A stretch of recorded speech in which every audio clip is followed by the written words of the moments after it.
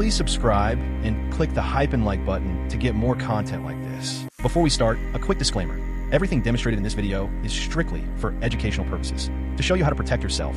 All demonstrations are performed in a controlled lab environment on our own testing devices. We never target real users, and using this knowledge to gain unauthorized access to actual people or systems is strictly illegal and unethical. In this video, we're going to go over some various operations you can do when performing reconnaissance using the Shodan platform. Shodan is an internet search engine very similar to other search engines that you might be familiar with. However, it is more specifically targeted at looking for internet-connected devices, and it can get information about these devices like IP addresses, open ports, and what services are running on those systems. Some examples of internet-connected devices that you might look for include webcams, routers, servers, or industrial control systems. So to get started with Shodan, you need to first open up your internet browser and navigate to the Shodan website. To do that, we go to the URL seen at the top of the screen in my URL bar, which is www.shodan.io. And on the home page, we have a search bar, which is where we can interface with the search engine. So let's type in shodan.io into the search bar and see what it comes up with.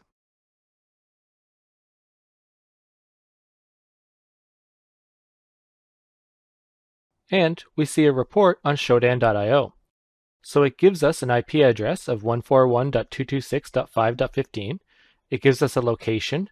It tells us that this is running on Windows NT using Server 2003, and it's on port 55,130. So this gives us some information about Shodan.io. If we want to, we could also do a lookup the other way using the IP address. So if I copy this IP address that it gave us and put that into the search bar, we can see that it comes up with some information about the IP address. So this is how we can do an IP lookup and see what's associated with that IP. So once again, we have information like open ports 23.264.443.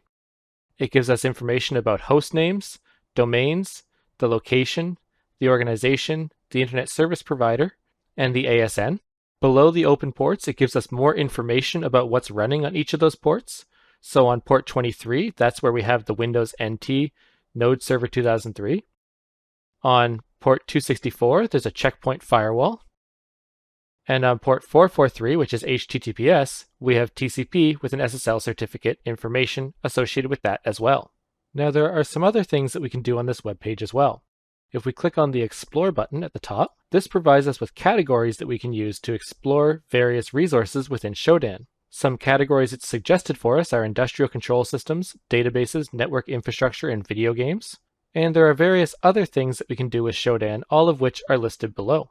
But for now, let's look at the video games category and see what comes up under Explore.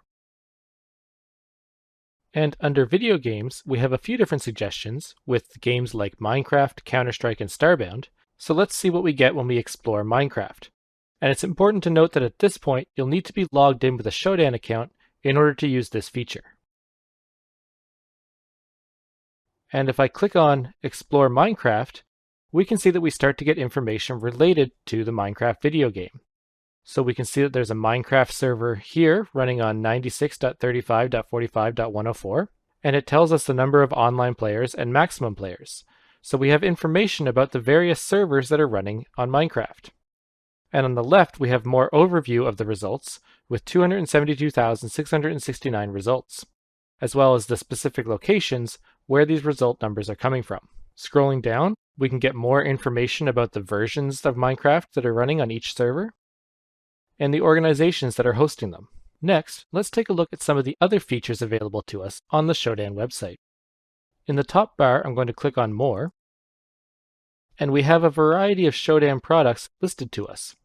Shodan Search is what we've been using so far, which is described as the main search engine that makes the information collected by Shodan available through a website. But there are other products as well. There is Shodan Monitor, which can keep track of your devices that are accessible from the internet. There is Shodan Maps, which will show you the devices on a map. There's Shodan Images, which collects images from various services.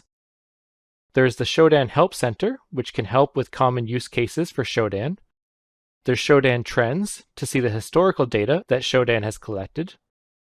And then we have some developer services. Shodan does expose a developer API that you can use to work with Shodan programmatically, as well as some other APIs like InternetDB and GeoNet. There is also CVEDB API, which gives you information about vulnerabilities programmatically, and Shodan Chrono, which is used to give progress bars on the web for various scripts and containers. If running an enterprise account, there's Shodan Enterprise. And then we have research projects like Shodan Exploits, Internet Exposure Observatory, and Shodan 2000. Let's start with Shodan Exploits. If we click on Visit Website, we can use Shodan Exploits to see if there are any exploits available for a given website. This can be very useful if you're trying to secure your website or your web application, because you can use this to quickly find out any vulnerabilities or exploits you might be subjected to and quickly fix them. So once again, let's type in shodan.io into Shodan Exploits. And here we can see the results we get from the exploits search. There are 4 results, and they each come with titles and descriptions of what they are. So we can see on memcached 1.5.5 there is insufficient control of network message volume, denial of service. And then scrolling down, there is a stack buffer overflow path traversal issue with Claymore dual ETH. There's directory traversal with Twonky Media, and backdoor access with Dahua generation. So this can be a very useful way of performing reconnaissance and information gathering for your web application penetration test. Going back to the various products available by Shodan, there's also the Internet Exposure Observatory, which can be used to see how secure a given country is. And Shodan 2000 is a fun tool that lets you explore the internet in style with an 80s retro theme to it. So all of these tools are available. Some of them are free, some of them require a paid account. There is also a command line interface available for Shodan that you can use to interact with Shodan via a terminal. And many developer resources are available if you click on the Developer tab at the top of the screen. Generally, to leverage these products as a developer, you need to have a subscription active for Shodan, but once you do, it has a lot of resources to help walk you through setting up and using their various APIs and platforms programmatically. And if we scroll down, this is where we can install the command line interface that we mentioned earlier, and it gives us a list of all the available libraries for interacting with the Shodan API. So this is a little bit of how we can use Shodan to help perform our reconnaissance and information gathering.